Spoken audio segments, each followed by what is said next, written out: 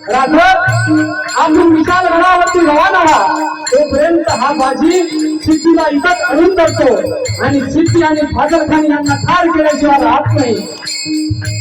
राजा बोलले नाही बाजी, तिथपर्यंत सोबत आलो ना, जे होईल ते मिळून करू. बाजी प्रभू म्हणतात नाच गेले तरी चालतील, लाखाचा पोशिंदा जगला पाहिजे, राजा लाखाचा पोशिंदा जगला पाहिजे. आणि राजा विशाल गडाकडचा रवाना झाले आणि त्या खिडकीच्या तोंडाशी काय घडलं पहा.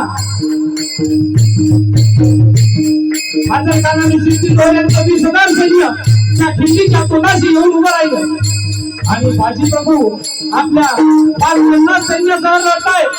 एका हाती दांडपट्टा, एका हाती तलवार, तुला करताय. बाजीच्या अंगातून रक्ताची धार वाहायला लागली. बाजी रक्तापोळ झालेला आहे तरी पण बाजी जीव सोडत नाही.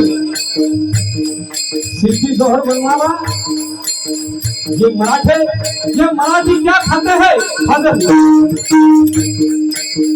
उनके जख्मी होने के बावजूद ये अपने प्राण क्यों नहीं छोड़ते, ये क्यों लड़ते रहते हैं मराठे.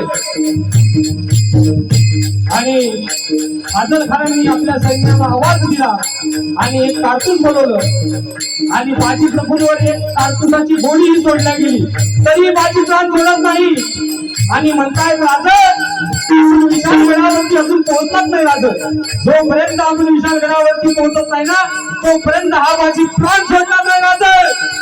आणि एका हाती दांडपट्टा, एक हाती तलवार, बाजी तुम्ही सपासप सैन्याला कापताय. आणि तेवढ्यात 3 तोफांचा आवाज झाला.